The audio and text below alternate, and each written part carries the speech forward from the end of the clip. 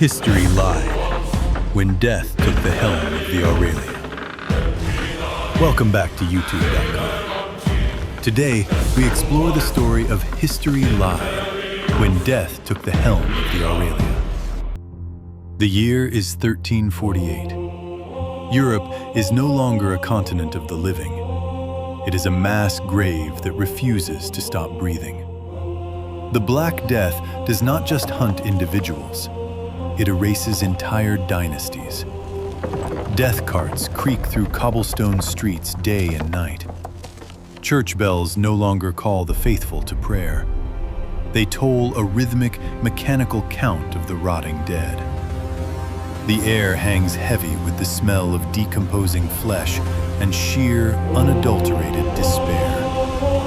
Amidst this madness, a dark belief begins to take root in the shadows.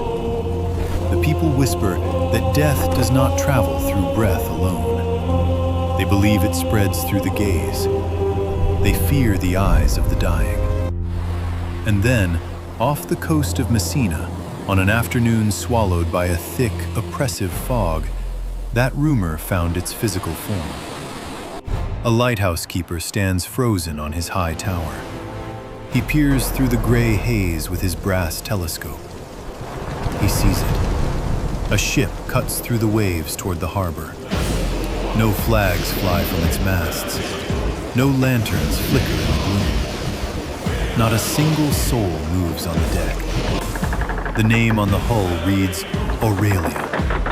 Its black sails are shredded. They flap in the wind like strips of dead skin. The keeper should ring the alarm bell immediately, but his gut instinct screams a chilling warning. This is not a ghost ship drifting aimlessly. Its path is too precise. Its heading is too intentional. The Aurelia is not lost. It is waiting to be found. 3 men receive orders to investigate the silent vessel. They are plague doctors. They wear long, black robes coated in thick wax. Their faces disappear behind terrifying bird-like masks. The beaks are stuffed with dried lavender and camphor to block the stench of the grave. They look more like harbingers of doom than healers. They have seen thousands of corpses. They are numb to the sight of black boils and twisted limbs. But the moment their oars strike the side of the Aurelia, that numbness shatters. The hull of the ship is covered in a strange substance. A yellow, oily fluid leaks from the wood. It looks like bile mixed with grease. It is thick and viscous. When one doctor reaches out with a gloved hand to touch it, the fluid clings to the leather. It is warm. It pulses. It feels as if the very timber of the ship is bleeding.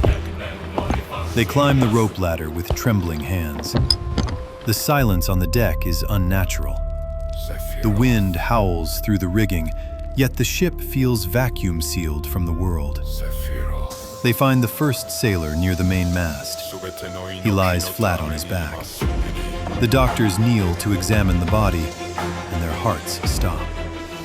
2 gold florin coins seal the sailor's eyes. These were not simply placed on the lids. Someone poured boiling, molten wax directly into the eye sockets first. The gold coins were then pressed into the cooling wax, fusing the metal to the flesh. There is no gap. No light can enter. No gaze can escape. These golden eyes stare blindly into the void. This was not a robbery. This was a ritual. Why would a dying crew spend their final moments blinding themselves with gold? As an investigator, I have to ask, what were they so afraid of seeing? Or, more importantly, what were they trying to keep from looking out? They move toward the captain's quarters. The door is slightly ajar. It is not locked. It feels like an invitation, a trap set by a master predator. Inside, the air is thick enough to choke a man. The captain sits upright in his heavy oak chair. His back is perfectly straight. His hands grip the armrests so hard the knuckles have turned white beneath the rot. He exudes a calm that is more terrifying than a scream. The captain's face is a mask of horror.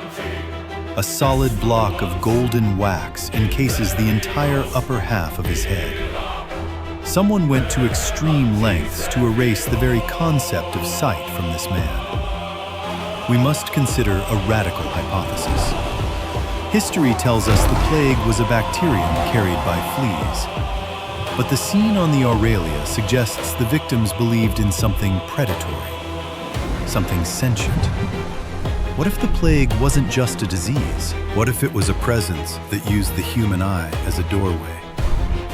Look at the evidence.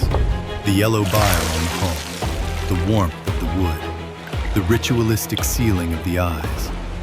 This ship was not carrying cargo. It was a biological entity.